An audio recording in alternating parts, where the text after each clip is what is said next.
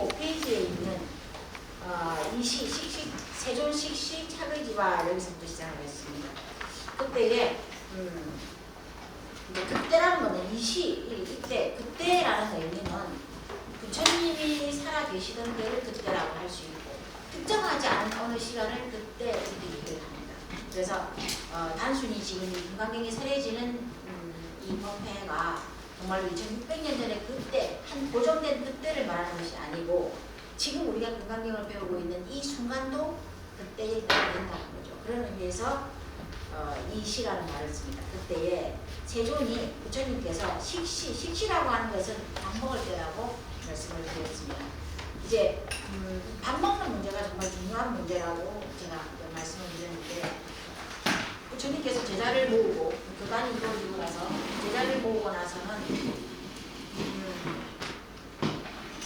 여러 가지 문제에 이제 부딪히게 됩니다. 처음에 제자들이 5명 부처님 함께 수행을 했고 5비구가 첫 출가를 해서 부처님의 설법을 듣고 출가를 해서 부처님의 제자가 첫 제자가 되는데 그들 정도까지는 사실은 문제가 되지 않았어요. 큰 문제가 되지 않았는데 이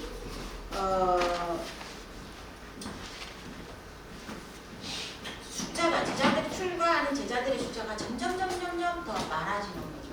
왜냐하면 부처님 당시에 기원전 6세기에서 5세기 사이에 인도는 새로운 문명, 새로운 사상, 또 새로운 철학이 일어나는 그런 시기였기 때문에 부처님도 그 새로운 사상가 중에 한 사람이었기 때문에 수많은 사상가, 철학가 이 사람들이 바라나시에 모여서 각자 자기의 어떤 가르침이 진리라고 주장하는 그런 시기였기 때문에 수많은 사람들이 이제 정신적인 문명이라고 할 수 있는 철학, 사상 이런 거에 관심을 가지고 진리라고 생각되는 부분으로 출가를 해서 사문이 되거나 출가 승려가 되는데 이런 것들이 사회적인 주류였어요. 사회적인 주류. 부처님도 그때 이제 불교라고 하는 종교가 만들어지게 되는 거죠.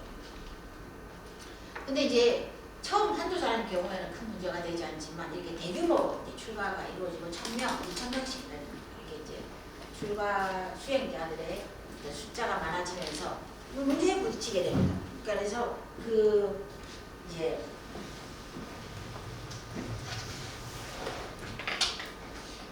지금 후대에 와서 이제 이렇게 설명을 하는데 내적인 문제가 있고 교단 내에서 교단 내부적 문제가 있고 내부적 문제가 있고 또 외부적 문제가 존재를 하게 됩니다. 그러니까 이 내부적 문제, 외부적 문제를 나누었을 때 외부적으로 이 밥 먹는 문제가 이제 불교 교단 이외의 제가자들, 불교를 바라보는 이제 일반인들에게 보여야 된다는 거죠. 보여지는 문제라는 거죠. 근데 이제 이 음식의 문제, 이게 이제 식사의 문제죠. 식사의 문제. 이제 부처님의 이제 가르침이 널리 퍼지면서 출가 수행자는 노동하지 말라고 하는 노동하지 말라는 어떤 계율이 일어나게 됩니다. 만들어지게 됩니다.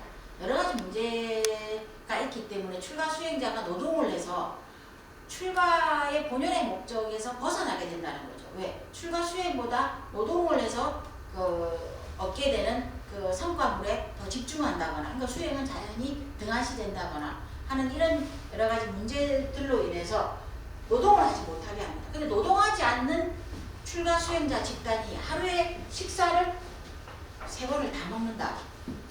별로 바람직하지 않죠. 그죠? 여러분들은 어떠실지 모르지만 부처님이 교단을 이끌어 갈 때의 그 당시의 인도 사람들도 지금 우리는 자의적으로 밥을 하루에 1끼랑 2끼는 없잖아요. 없어서 못 먹는 건 아니잖아요. 살을 빼야 돼. 근데 하루에 3끼를 먹을 수 있는 사람이 별로 없었어요. 왕족이나 귀족이나 아주 이게 계급이 높은 사람들, 일반인들은 하루에 1끼 아니면 2끼밖에 못 먹었단 말이에요. 그런데 출가 수행자가 3끼를 다 먹기에는 이 사회적 비난이나 사회적 시선들을 부처님이 생각하지 않을 수 없었어요. 그래서 만들어진 게 외부적인 어떤 승가의 위의를 위해서, 보여지는 승가의 위의를 위해서 식사를 조절하는 거죠. 그래서 1끼만 먹는다. 1끼만 먹어라. 이게 이제 문제였고, 내부적 문제는 응력의 문제입니다. 음행의 문제입니다. 네, 이거는 이제 다음에 얘기가 되겠는데, 출가 수행자 집단끼리 출가를 위해서 모인 사람들끼리 모여 있다 보니까 이 계율에 대한 엄격한 계율에 대한 규칙이 하나씩 단계별로 생기게 됩니다.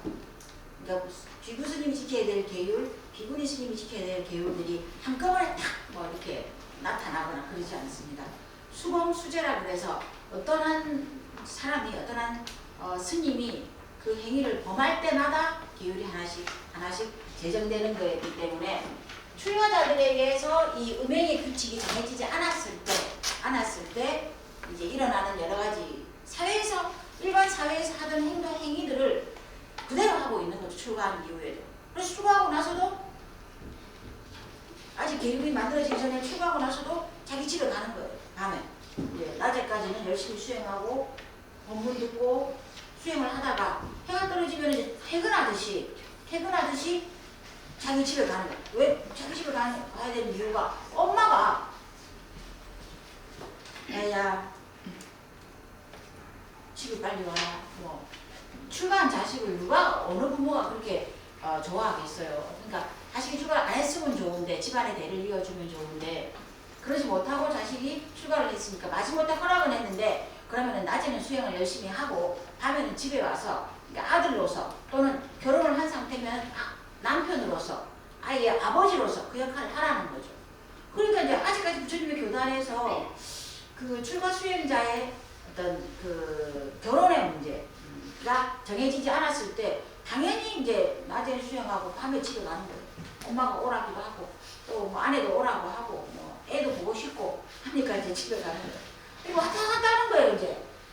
그러니까 이제 그리고 이제 뭐 집에 갔다 그 다음에 아침부터 출근하듯이 또 사찰에 들어오는 거예요. 그래서 이 문제가 굉장히 나중에는 큰 문제로 대두가 되게 돼요. 그래서 이 내부적으로는 이걸 정비할 필요가 있거든요. 그래서 이런 내외적인 문제 때문에 교단의 규율이 하나씩 제정이 되면서 이 식사의 문제, 이건 이제 내부적인 문제를 내비두더라도 이 식사의 문제는 교단이 가지고 있는 외부에 보여지는 불교 교단의 어떤 가르침이나 부처님의 진리에 대한 일반인들의 시선 이런 것들로부터 자유로울 수 없었어요. 그래서 엄격한 규칙이 여기 적용이 되게 됩니다. 그 엄격한 규칙이라고 하는 게 이제 식시라고 되어 있는데 밥 먹을 때가 정해지게 되고 밥 먹는 숫자가 정해지게 되고 밥 먹는 음식이 정해지게 되고 뭐 이런 것들이 정해지게 됩니다. 그래서 여기서 식시라는 표현을 씁니다.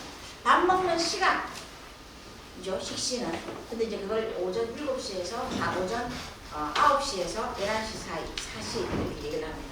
그런데 뭐 9시는 좀 그렇고 진시부터 9시보다 한 2시간 빠른 진시부터 7시부터 탁발을 하는 것이 이제 식사의 규칙이 됩니다. 식사의 규칙은 이제 부처님께서 이제 출가자들이 많아지면서 절대적인 원칙이 음식을 조리해서 다 같이 모여 사니까 뭐 조리하고 뭐 이렇게 해서 먹자 이런 규칙을 만들지는 않습니다. 그래서 걸식의 원칙을 세웁니다. 걸식. 이제 그 걸식이라고 하는 것이 불교의 대표적인 어떤 식사의 방법이에요. 밥을 얻어먹는다는 거예요. 이거는 이 밥을 어디로 먹는다는 거죠. 우리 거린 그러잖아요. 거린. 그러니까 거린일 수밖에 없는 것이 주거가 안정되어 있지 않기 때문에 걸식의 방법을 쓰게 됩니다. 부처님이 막 불교를 만들고 나서 부처님이 불교라는 종교를 만들었으니까 사람들이 막 물밀듯이 밀려와서 부처님을 스승으로 존경하거나 그런 일은 일어나지 않습니다. 부처님이 오랜 시간에 걸쳐서 교단을 이제 성장시켜 나가는데 우리가 알고 있는 기원정사, 무슨 중림정사, 동원정사 이런 정사들이 사찰들이 딱 부처님한테 부처님이 교단을 만들었을 때부터 생겨난 것이 아니고 점진적으로 하나씩 생겨나기 때문에 부처님이 처음에 교단을 만들었을 때의 수행의 출가 승려들의 거주 방법은 수화자라고 했습니다. 수화자. 나무 아래에서 나무 아래에서 수행한다. 또는 동굴 이런 데서 비나 바람이나 또 동물들이나 이런 어떤 외부의 공격을 피할 수 있을 정도만 되는 곳에 모여서 수행을 한다. 이게 원칙이었어요. 이게 원칙. 그러니까 여기서 어떻게 뭐 솥을 걸고 밥을 하고 이렇게 할 수 없죠. 그러니까 때가 되면 아침 7시부터 9시 사이에 이제 마을에 들어가서 차례 밥을 얻어서 오는 거죠. 가루라고 하는 것을 가지고 들어갔어요. 그게 이제 식사의 절대적인 원칙이었습니다. 걸식의 목적이 있습니다. 이렇게 이제 걸식을 휴가 수행자의 어떤 식사의 방법으로 채택한 걸식의 목적이 첫 번째로는 아집과 오만을 다스리는 것을 목적으로 한다. 이렇게 하고 있습니다. 아집과 오만. 저도 이제 지금 대한민국 조교종은 걸식을 못하게 돼 있어요. 걸식을. 여러 가지 사회적인 무리가 또 일어날 수 있고. 그래서 걸식 못하게 되는데 지금 여러분들이 우리가 저 동남아시아 쪽으로 가면 지금도 걸식을 하죠. 스님들이 저기 대열에 맞추어서 걸식을 하시는 모습을 볼 수 있는데 저도 출가한 지 거의 뭐 한 25년 정도 딱 한 번 해봤어요. 딱 한 번 해봤는데 정말로 막 부끄럽고 막 창피하고 막 그래서 이제 운사에 있을 때 졸업반 때 4학년 때 이제 그걸 이제 어떤 졸업의 의례로 이제 하는 일이 있어서 해보니까 이 정말로 마음 같지 않아요. 우리 마음 같지 않아요. 여기 있는 분들은 스님이 와가지고 여기 딱 목화 드리고 하면은 아이고 스님 어서 오십시오 하고 이렇게 뭐 보시다 쌀고 드리고 막 이렇게 하겠죠. 우리 교회 믿어요. 탁 하는 사람도 있고 뭐 또 뭐 진짜 뭐 소금을 주는 사람들 가지가지예요. 정말 가지가지예요.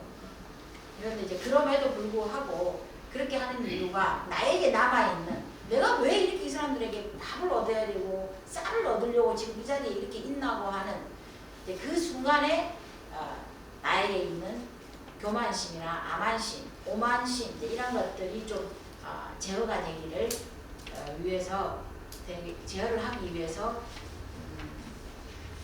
걸식의 방법을 수행의 방법으로 부처님 혜택을 하셨는데 안타깝게도 우리나라는 그게 지금 적용이 안 되고 있죠. 여러 가지 때문에. 그렇지만 어쨌거나 걸식의 목적은 부처님 당시의 걸식의 목적은 그 자기에게 남아있는 교만한 마음을 다스리는 것을 목적으로 했다. 두 번째는 맛에 집착하는 것을 다스리기 위해서. 맛있는 음식을 먹고 싶죠. 간도 맞고 또 내가 좋아하는 거. 내가 좋아하는 뭐 음식이 있잖아요. 내가 좋아하는 뭐 찌개가 내가 찌개는 좀 닭발이거든요. 내가 좋아하는 무침이 있다. 내가 좋아하는 무침을 그걸 이제 많이 먹게 되겠죠. 많이 먹게. 그러니까 음식에 탐착하고 탐욕을 부리는 그 마음을 또 스스로에게 제어를 하게 하기 위해서 또 걸식을 하겠다는 거죠. 왜냐하면 걸식은 내가 만든 게 아니기 때문에 각 집마다 음식의 맛이 다르고 또 음식의 재료도 다 달라요. 그러니까 내가 좋아하는 음식만 탁발을 하는 게 아니란 말이죠. 그렇기 때문에 이제 그런 또 목적을 가지고 있고 세 번째는 세속에 대한 생각보다는 수행의 마음을 집중하게 하기 위해서 걸식을 하겠다는 거예요. 그러니까 세속에서 또 뭐 아름다운 뭐 맛있는 또 아름다운 뭐 그 음식이나 좋은 뭐 것들이나 이런 것들에 대한 집착을 좀 떠나서 수행, 음식을 만드는 시간을 전략하고 그런 시간들을 전략해서 수행에 집중하도록 하기 위해서 걸식을 수행의 방법으로 삼았다. 네 번째는 다른 사람들에게 이익을 주기 위해서 다른 사람에게 이익을 주기 위해서 걸식을 수행의 방법으로 삼았다. 이게 무슨 말이냐면은 내가 밥을 얻으러 가잖아요. 마치 어디로 갔을 때 스님들이 입고 있는 이 가사가 우리가 이제 이 복전의라고 얘기합니다. 복전의.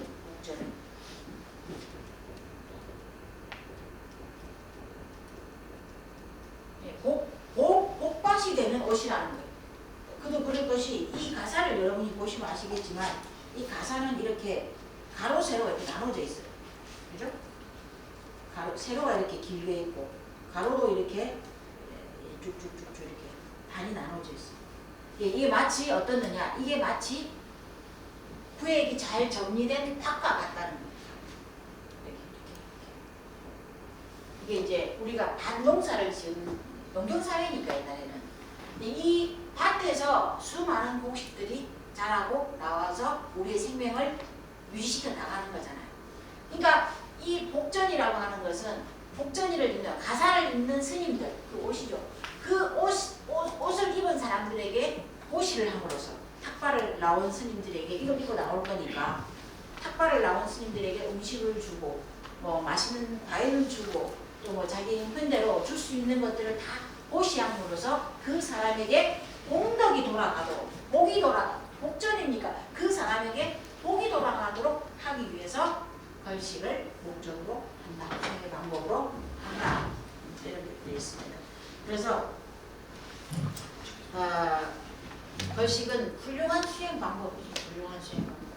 이제 어떤 처음 부처님 당시에 이러한 목적을 가지고 걸식이 스님들의 수행이 중요한 방법으로 제시가 되었고 지금까지 그걸 이어오고 있는 나라들도 있다는 것입니다.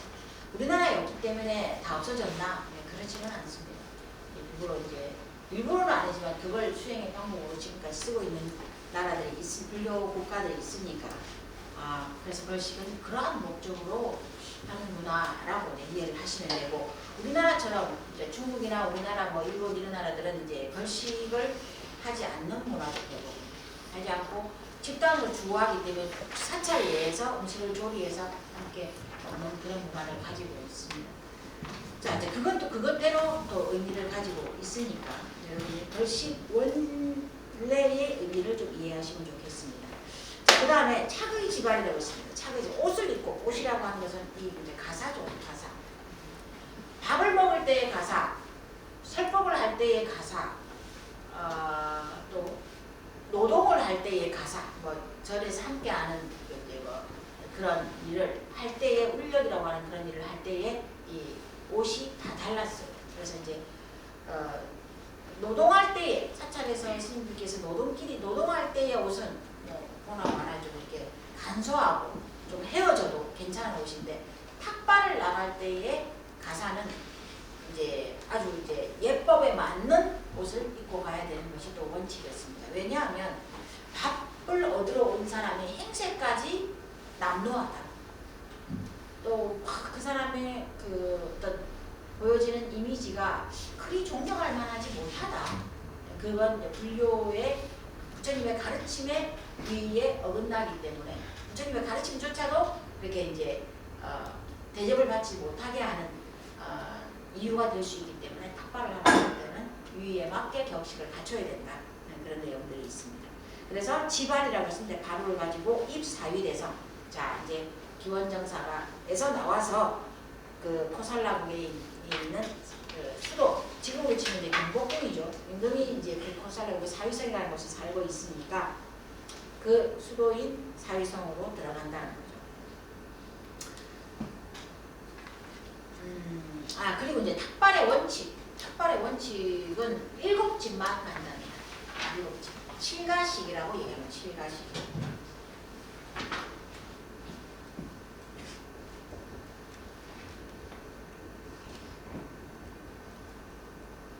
내가 가고 싶다고 10집을 가면 안 돼요. 내가 배고프니까 10집을 간다. 이것도 한 집을 간다. 오늘 뭐 피곤해서 내가 한 집만 간다. 이것도 내가 안 된다. 그런데 오늘 지금 안 간다.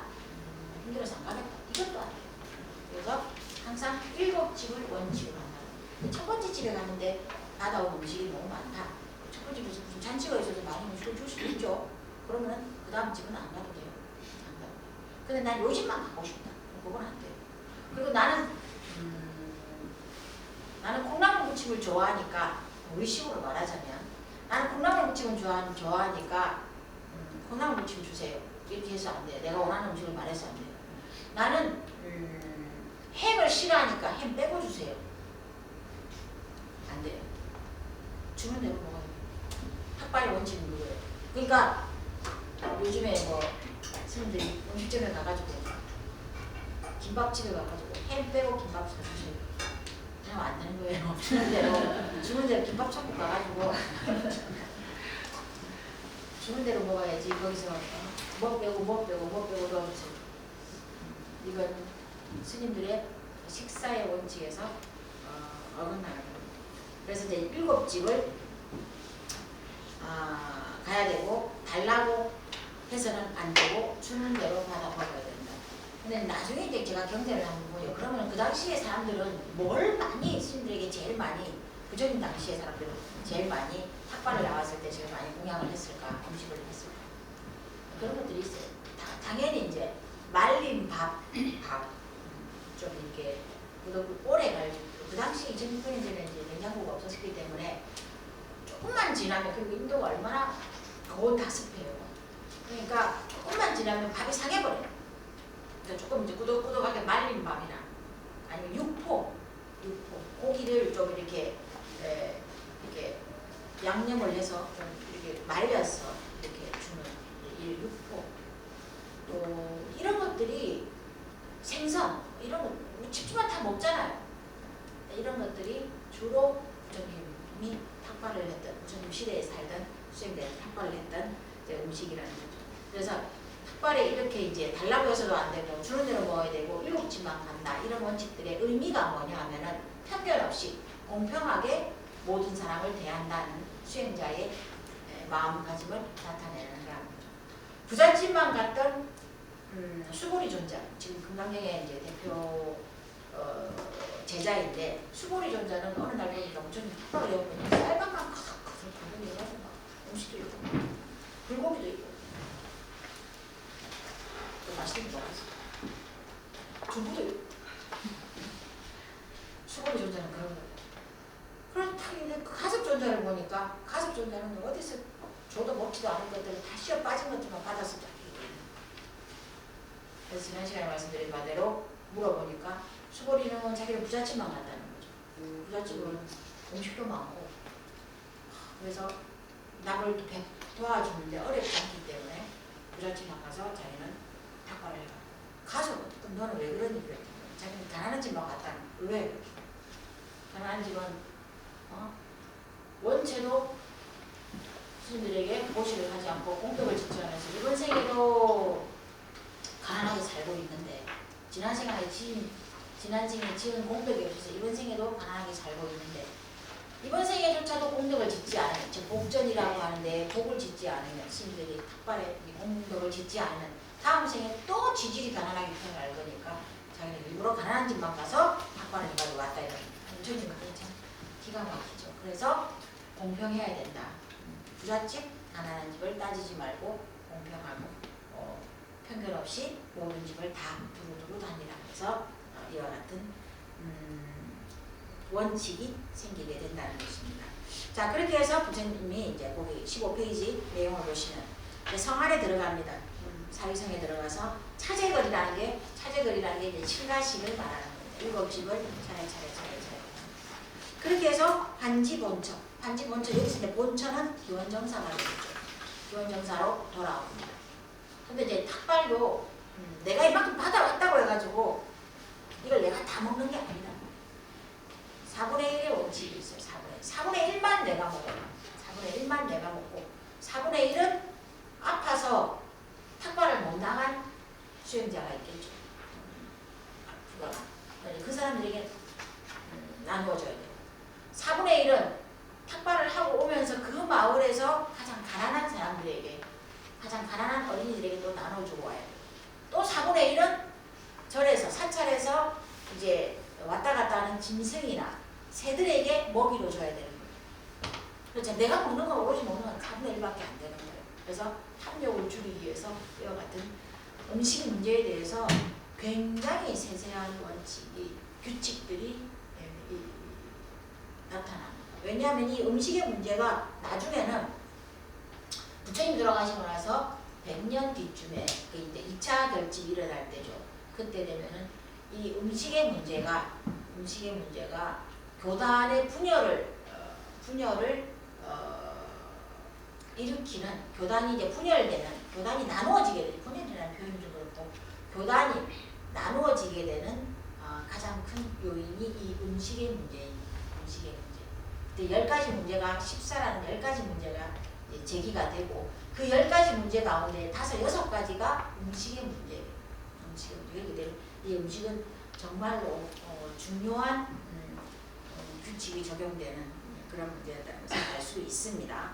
자, 그래서 이제 본처럼 탁발을 다 하고 난 뒤에 다시 기원정사로 돌아와서 반사흐리니까 자, 여기에 반식자죠. 식자는 밥 먹을 식자, 우리 밥식자라고 그러는데 그건 명사로 얘기하는 거고 반사흐에서 이거는 식자는 사자로 읽습니다.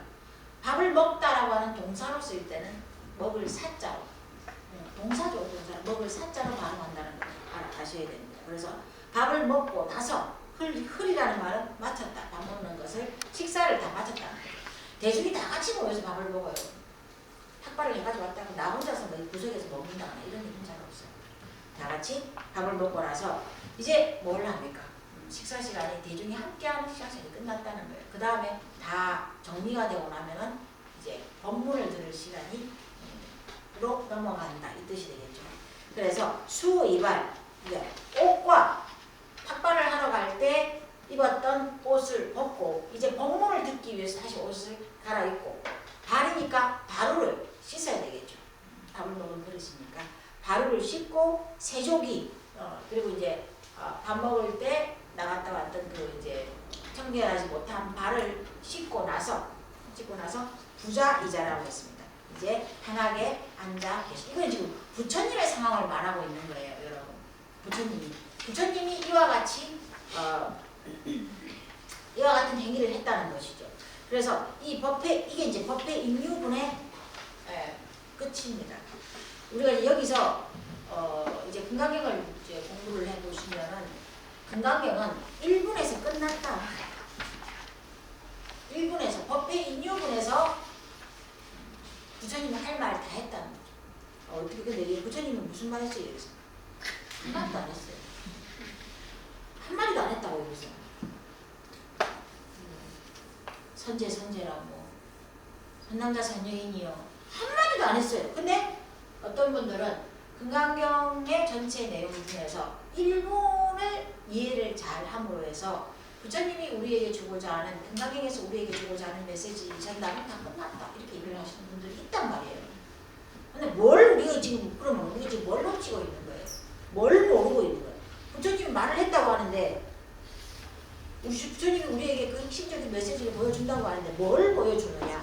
우리 여기서 알아야 되는 것은 자 가장 인류의 역사상 가장 큰 깨달음을 얻었다고 하는 부처님이 그 깨달음을 성취한 성인이 어떻게 살아가고 있는가 하는 모습을 보여주는 거예요. 근데 우리랑 뭐가 달라요? 똑같아요. 아침에 눈 떠서 양치하고 밥 먹을 준비하고 밥을 먹고 우리도 그러잖아요. 일하러 갔다가 일 열심히 하고 퇴근하고 집에 와서 자 또 씻고 밥을 먹고 밥을 마치는 이게 우리의 일상이라면 부처님 일상도 지금으로 넘어오면 2600년 전이 아니고 지금으로 넘어오면 우리의 일상과 거의 다르지 않을까.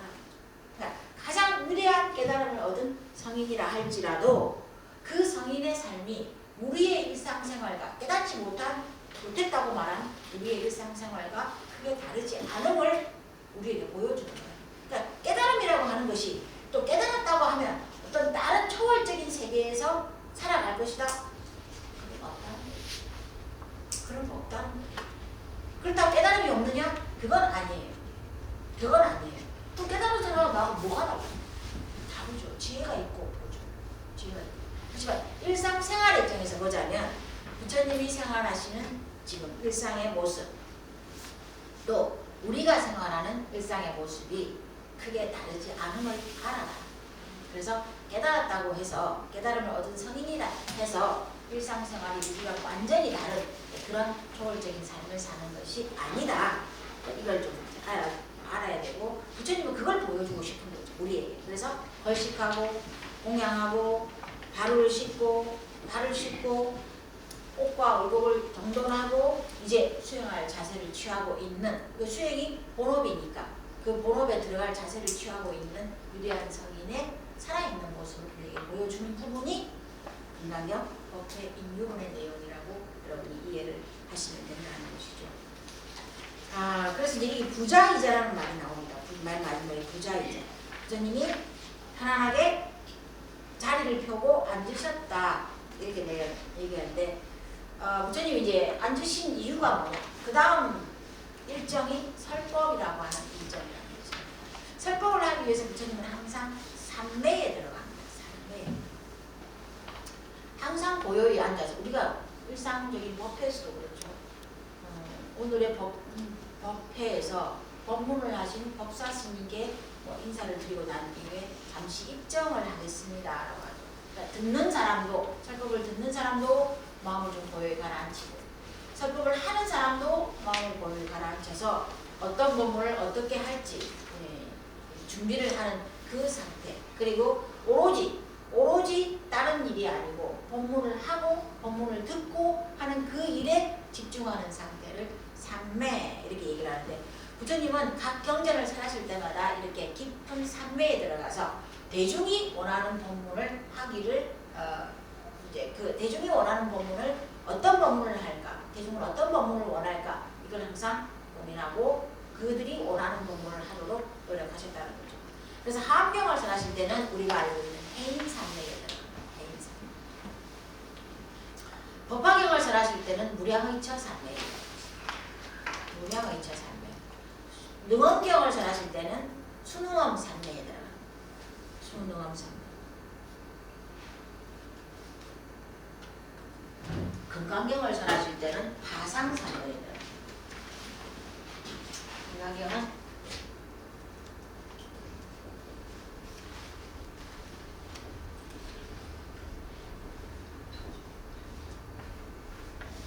파상이란다. 이제 요 삼매는 어떤 그 집중하는 상태가 삼매이라 한다면 파상이라는 것을 우리가 좀 의미를 좀 알아야 돼요. 상을 깨트린다는 거죠. 상이라고 하는 것은 지금 이제 우리가 보고 있는 이 금강경 교재의 번역에 따르면 관념이라고 번역을 합니다. 어떤 대상이 있으면 그 대상에 대한 생각이 일어납니다. 이건 컵이다. 이건 물이다. 이건 지우개다. 그냥 있는 건데 이거는 지우개 정도다 라고 하는 어떤 우리의 인식이 일어나게 되죠. 그러면 이제 이거는 뭘 지울 때 사용되는 것이다. 이거는 컵이다. 뭘 이제 음료나 물을 담는 정도다. 하여튼 고정된 어떤 우리의 인식이 일어난다는 거죠. 이게 이제 관념이라고 하는데 그 관념에서 벗어나라는 거죠. 그 관념을 깨트리라는 거죠. 금강경은 그걸 말하고 있다는 거예요. 부처님이 삼매에 들었다. 금강경을 설하기 전에 이번에 이 제자들에게 나는 무슨 내용을 설법을 할까 생각을 하다가 관념에서 벗어나는 가르침에 대해서 설법을 하겠다라고 부처님이 생각을 했다는 거예요. 그래서 금강경의 이름은 여러분 금강경, 금강반야 반항일경 이렇게도 얘기를 하지만 금강경은 달리 말하면 파상경이라고도 말합니다. 파상경. 이것도 금강경의 이름이에요. 그만큼 금강경은 한 대상이 가지고 있는 정형화되고 고정화되어 있는 관념, 인식 이런 것들을 벗어나라. 깨뜨린다 뭐 이런 표현을 좀 그렇지만 벗어나라. 그러니까 인식을 확장시키라는 거예요. 누누이 말씀드리지만 대승불교는 공부를 해야 돼요. 냅다 기도만 한다고 될 일이 아니라고. 기도만 한다고 될 일이 아니에요. 그리고 냅다 또 수행만 한다고 될 일도 아니에요. 냅다 봉사만 한다고 될 일도 아니에요. 난 죽고 나서나 오로지 봉사밖에 없더라. 난 오로지 기도밖에 없더라. 난 또 오로지 또 경전 공부밖에 없더라. 대승불교는 그 모든 것을 아울러야 되는 게 대승불교라고. 근데 이제 가장 중요한 것은 우리가 부처님의 가르침을 믿으려면 이해를 해야 되기 때문에 대승불교의 가르침들은 대승불교에서는 공부를 해야 되는 게 대승불교권에 있는 사람들의 의무예요. 근데 이제 공부라는 게 경전으로서의 공부, 수행으로서의 공부, 기도로서의 공부 다 해당이 돼요. 근데 이제 그 모든 것들이 무엇을 목적으로 하느냐? 인식의 확장이에요. 내가 가지고 있던 어떤 대상에 대한 관념, 고정된 인식, 확고한 그 의미, 가치, 이런 것들이 불교를 공부하기 이전에 가지고 있던 것과는 다르게 확장이 돼야 돼요. 그걸 초월해서 내 인식 수준을 초월해서 확장이 되는 연습을 하는 게 대승불교를 잘 배우고 있다는 거예요.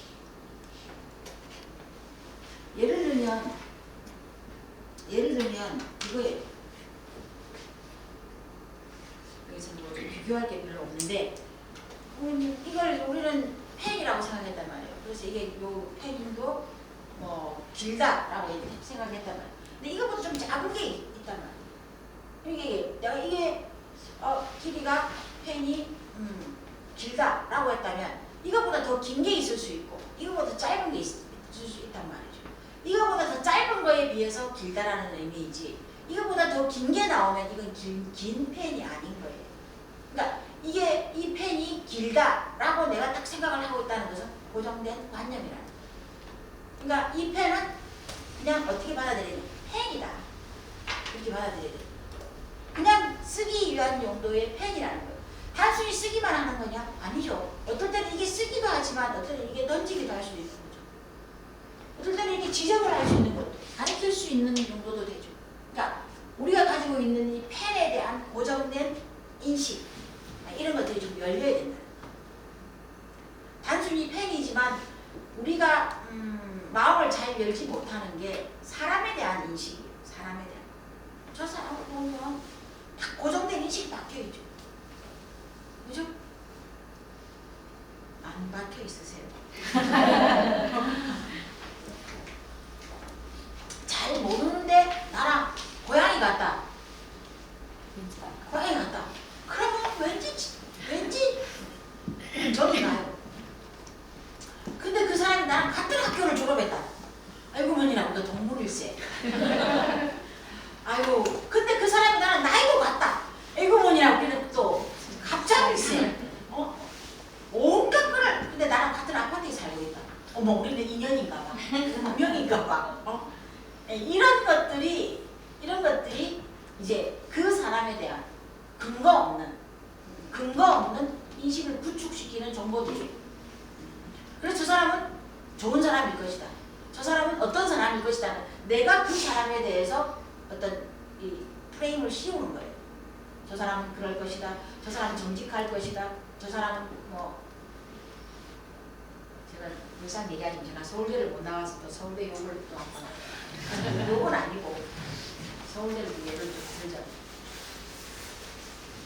저 사람 서울대 나왔대. 어머 세상. 근데 저 사람 법대를 나왔대. 어머 정말 공부 열심히 했나? 또 반가워. 근데 저 사람 판사를 했대. 어머 세상. 저 사람은 서울대를 나오고 공부를 잘했고 똑똑하고 직업도 판사고 이러면 그 사람에 대한 신뢰도가 어떻게 됩니까? 마구마구.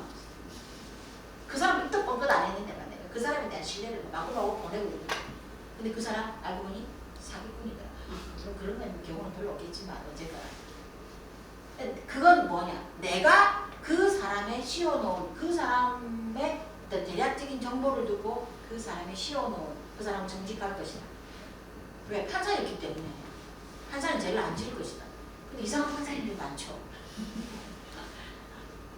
여기서 말하기 좀 그렇지만 어쨌거나 이상한 판사님들도 많이 있고 공부를 잘하는데 공부를 잘하는 사람이 정직할 수도 있지만 정직하지 않을 수도 있고 공부 잘하는 것과 정직한 거는 별개의 문제예요.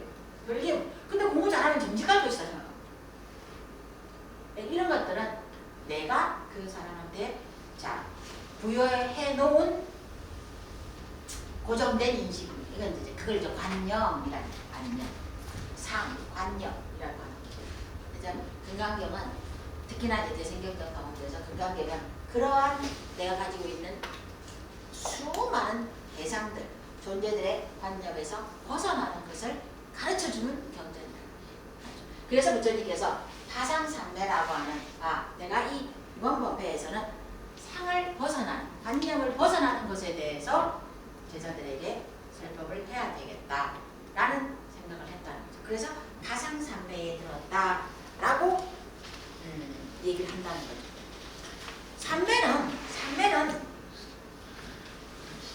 삼매는 뭐 사마띠 뭐 이렇게 얘기를 하는데, 삼매는 뭐가 삼매는 우리가 알고 있는 것처럼 어떠한 대상에 집중하는 거예요. 집중하는.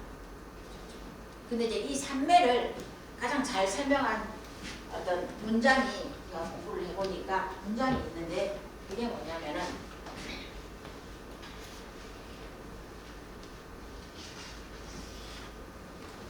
그 중국의 이제 선불교로 넘어와서 달마 스님의 제자가 되는 해가 스님이 이렇게 삼매를 얘기하면서 요요상지하고 명명불매라 이렇게 얘기해놨어요. 굉장히 아주 삼매라는 말을 뭐 어떤 한 대상에서 집중한다, 이것으로는 설명이 좀 부족해. 무조건 집중만 하면 되는 거냐? 아니면은 뭐 골똘히 생각만 하면 되는 거냐? 그런 의미를 포함해서, 그런 의미를 다 포함해서 요요라고 하는 말은 우리가 완료했다 하잖아요. 완료. 이 일을 끝났습니다. 책 읽기를 완료했습니다. 어떤 준비가 완료되었습니다. 그 완료예요. 그 완료. 그러니까 끝났다는 말이에요. 그러니까 요요니까 어떤 고통이나 아니면은 뭐 번뇌나 이런 것부터 완전하게 벗어나요. 완전하게 완료. 완전하고도 완전하게 상지라는 것은 항상 안다는 거예요. 벗어나서 어떤 대상에 대해서 그 대상이 가지고 있는 외부적인 요소들을 싹 다 제거하고 본질적 요소들, 본질적인 것만 완벽하게 항상 그것을 안다는 거예요. 요요상지라는 거예요. 요요상. 사람이 아까 전에 한 사람, 어떤 사람이 있는데 그 사람을 이루는 여러 가지 요소들이 있어요. 그 사람의 이름도 그 사람이고, 그 사람의 사회적 지위도 그 사람을 나타내는 것이고, 그 사람의 외모도 그 사람을 나타내는 것이고, 뭐 그 사람의 학력도 그 사람을 이루는 것이고, 그 사람이 가지고 있는 재산, 또 뭐 고향, 이 모든 것들이 다 이루어져서 홍길동이라고 하는 한 사람을 이룬단 말이에요. 홍길동이라고 하는 사람을 이룬단 말이에요. 그 사람이 가지고 있는 성품. 근데 삼매에 들었다, 그럴 때 요요상지에 해당되는데, 할 때는 그 홍길동이라고 하는 사람을 이루는 이름 버린다는 거예요.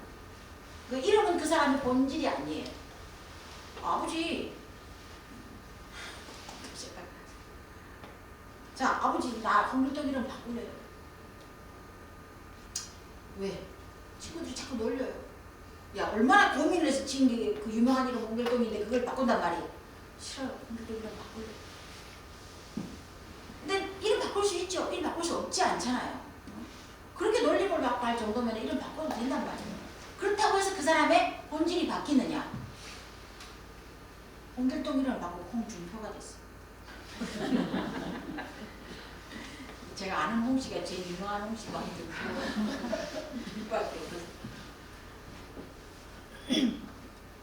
그러니까 이름은 그 사람을 부르는 기호예요. 기호예요.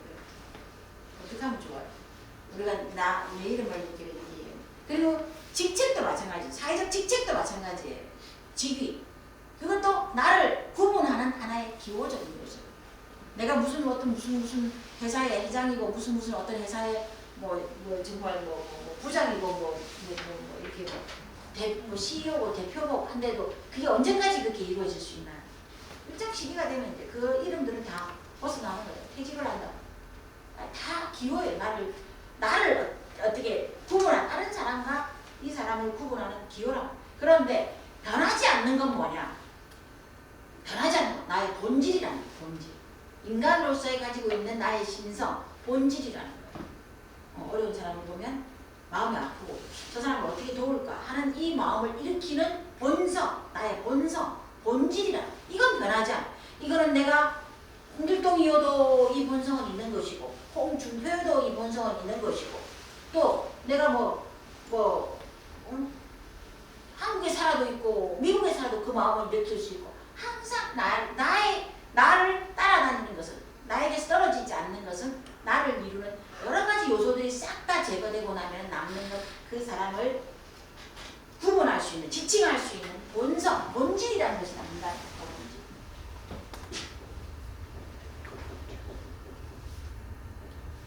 이제 분류식으로 이건 이제 본성 이거는 이제 유교식 표현이라면은 분류식으로는 성품이죠.